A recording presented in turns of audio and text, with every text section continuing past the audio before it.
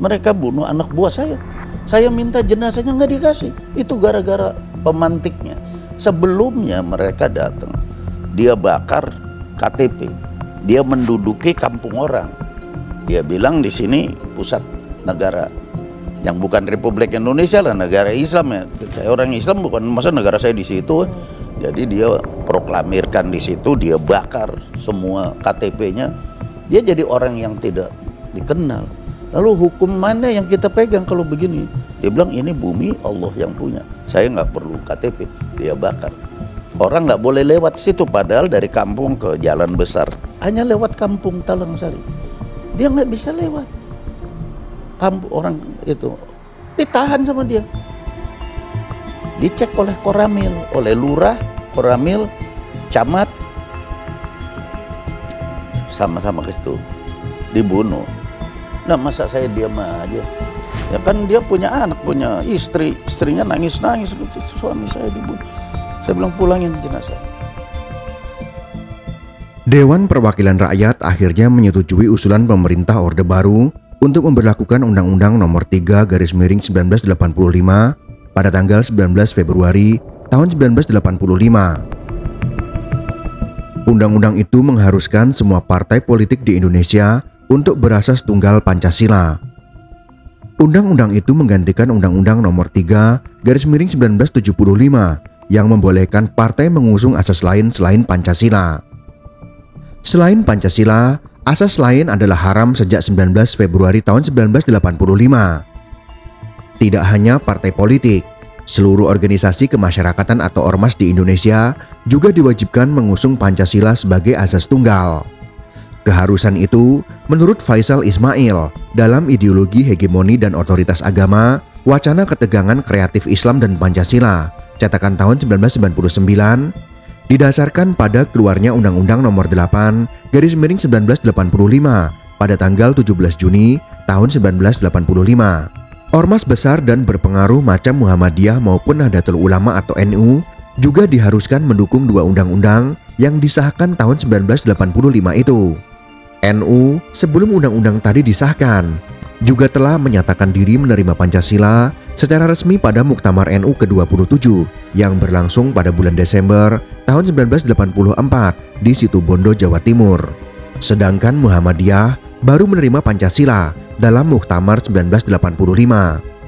Ketua Muhammadiyah waktu itu yaitu A.R. Fakhrudin, sebagaimana dikutip Abdul Munir Mulkhan dalam Satu Abad Muhammadiyah, Gagasan Pembaharuan Sosial Keagamaan, cetakan tahun 2010, mengibaratkan Pancasila sebagai helm yang harus dipakai supaya Muhammadiyah bisa tetap berjalan dan berdakwah secara aman ketika berhadapan dengan pemerintah.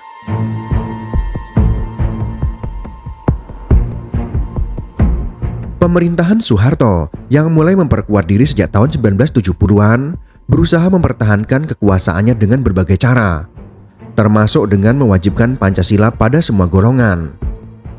Bagi Orde Baru, semua harus serba Pancasila. Artinya semua orang dipaksa untuk jadi orang yang berpancasila, yang lain tidak boleh. Basis agama pun tidak mampu menjadi kekuatan politik lagi seperti zaman Soekarno.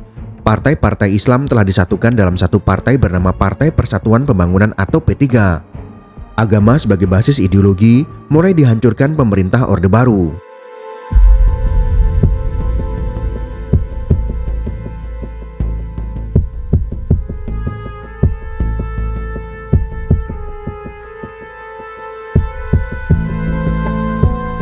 Satu kelompok Islam kecil bernama Gerakan Usroh yang dipimpin oleh Abdullah Sungkar dijadikan contoh oleh Orde Baru sebagai gerakan politik yang tidak sesuai dengan ideologi pemerintah.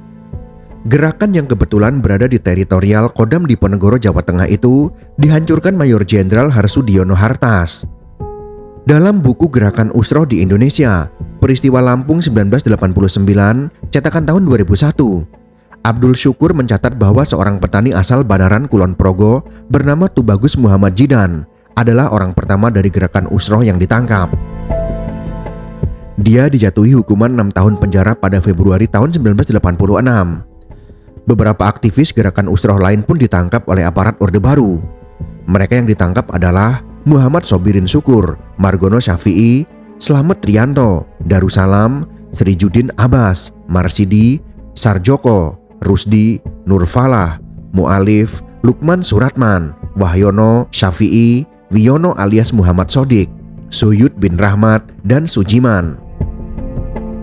Tak lama setelah Tubagus Muhammad Jidan tertangkap, Fadilah yang juga berasal dari Banaran melarikan diri dari Jawa Tengah. Dia menghindari aksi pengganjangan Kodam Diponegoro terhadap gerakannya. Fadilah tidak sendiri, dia lari bersama Muslimah, yaitu salah seorang muridnya. Mereka akhirnya tiba di Lampung dan ditampung oleh Darhari, seorang petani penganut Islam yang saleh. Melalui Darhari, Fadilah mengenal Warsidi, seorang guru mengaji. Mereka segera akrab dan saling melindungi. Warsidi menampung pelarian gerakan Usroh dari Jawa Tengah itu di rumahnya. Selain mereka, Warsidi juga menampung pelarian yang lain seperti Beni, Umar, dan Soleh.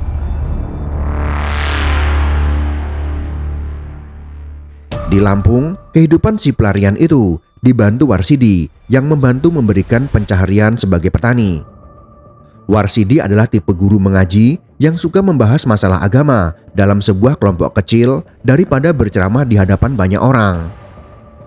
Sedikit tapi efektif, bersama para pelarian yang diuber Kodam Diponegoro itulah, Warsidi berniat membangun sebuah pesantren di Cihideng.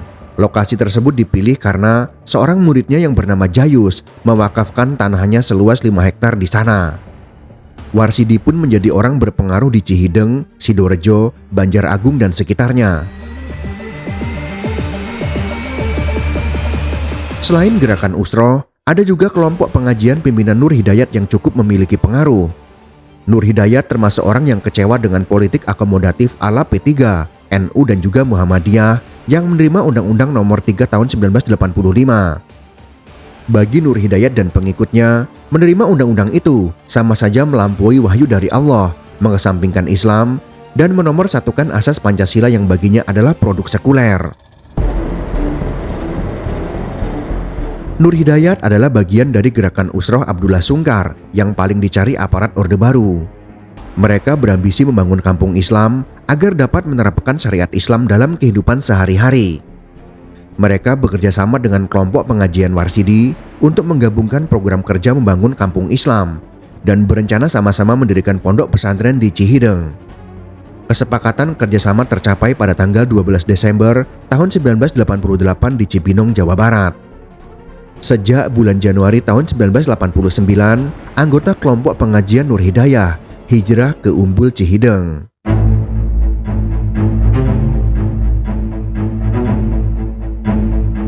Eksodus orang-orang ke Lampung yang dilindungi Warsidi lalu menjadi masalah. Keberadaan mereka dicurigai pemerintah sebagai gerakan subversif. Pemerintah berdalih bahwa kelompok Warsidi mengajarkan ajaran sesat karena membangun komunitas yang tertutup dan tidak berinteraksi dengan masyarakat pada umumnya. Padahal sedari awal, mereka memang hanya ingin membangun kampung yang bisa dengan leluasa menerapkan ajaran atau syariat Islam yang diyakini. Camat Wai Jepara Zulkifli Malik menulis laporan yang ditujukan kepada Komandan Rayon Militer atau Koramil Wai Jepara Kapten Sutiman. Pada tanggal 28 Januari tahun 1989, turun perintah dari Kapten Sutiman agar Warsidi menghadap. Kepala desa tempat Warsidi tinggal pun kebagian tugas dari Sutiman mengawasi gerak-gerik Warsidi. Pada tanggal 1 Februari tahun 1989, ada laporan dari kepala desa setempat bahwa kelompok Warsidi mengadakan ceramah bernada ekstrem, mengumpulkan botol untuk bom molotov, dan mengadakan latihan bela diri. Pada tanggal 4 Februari tahun 1989, laporan dari kepala desa itu diteruskan Sutiman ke Kodim Lampung Tengah. Selanjutnya Mayor E.O. Sinaga turun tangan. Tidak lupa, Kapten Sutiman mengirim beberapa anggotanya untuk mengintai pengajian Warsidi. Pada pukul 23.00 malam, pada tanggal 5 Februari tahun 1989, rupanya pengintai yang dikirim Sutiman juga melakukan penculikan pada beberapa pengikut Warsidi. Anggota kelompok Warsidi pun mengadakan rapat mendadak. Pada tanggal 6 Februari tahun 1989, rombongan pejabat lokal, baik sipil maupun militer, mendatangi kelompok Warsidi di Umbul Cideung. Setiba di tempat kelompok Warsidi, rombongan itu langsung diserang karena dikira akan menangkap Warsidi. Dalam bentrokan itu, Kapten Sutiman tewas. Tidak lama setelah itu, di tempat lain, prajurit 1 Budi dibunuh Rianto, yaitu pengikut Warsidi yang kesal dengan kedatangan pejabat lokal yang datang. Pada tengah malam menjelang 7 Februari tahun 1989, Kolonel Hendro Priyono memimpin pasukan yang terdiri dari 3 peleton Batalion 143 dan 1 peleton Brigade Mobil atau Brimob. Pada pukul 4 subuh, tanggal 7 Februari tahun 1989, pasukan menyerbu Umbul Cideung. Sebagaimana dilaporkan majalah Tempo edisi 18 Februari tahun 1989, sebanyak 246 pengikut Warsidi tewas, termasuk juga dengan Warsidi sendiri. Komisi Orang Hilang dan Tindak Kekerasan atau Kontras menurunkan laporan terperinci yang berjudul Kertas Posisi Kontras Kasus Talang Sari 1989, sebuah kisah tragis yang dilupakan. Laporan itu menyebutkan pasukan yang dipimpin Hendro Priyono dilengkapi senjata modern M16, bom bakar atau napalm, granat, dan 2 buah helikopter yang membentengi arah barat. Melihat penyerbuan terencana dan besar-besaran dan tidak ada jalan keluar bagi jemaah untuk menyelamatkan diri, mereka hanya bisa membentengi diri dengan membekali senjata seadanya. Ibu Saodah, salah seorang saksi mata dari kelompok Warsidi yang masih hidup, memberi kesaksian bahwa pada pagi hari ia sudah melihat sekitar 80-an mayat yang bergelimpangan di sana-sini hasil serangan aparat sejak pukul 05.30 pagi. Setelah dikumpulkan, sekitar 20 ibu-ibu dan anak-anak dipukul dan ditarik jilbabnya sambil dimaki-maki aparat. Menurut seorang investigasi Kontras, seorang bocah laki-laki dari kelompok Warsidi, yaitu Ahmad yang berumur 10 tahun, dipaksa menyiramkan bensin ke arah pondok-pondok dan membakarnya. Di bawah ancaman senjata aparat, Ahmad berturut-turut diperintahkan untuk membakar rumah Jayus, Ibu Saudah, pondok pesantren, dan bangunan-bangunan yang diduga berisi 80-100 orang. Bayi, anak-anak, ibu-ibu, banyak di antaranya yang sedang hamil, remaja, dan orang tua dibakar disertai dengan tembakan-tembakan untuk meredam suara-suara teriakan lainnya. Berakhirlah hasrat kelompok Warsidi untuk hidup secara Islami dalam sebuah kampung yang eksklusif. Rombongan besar datang untuk jemput jenazah. Dia bunuh lagi kepala polisi sama kepala kampung Sidoarjo. Ya, saya mau apa lagi? Saya udah terlanjur jalan. Mereka serbu, ya saya bales.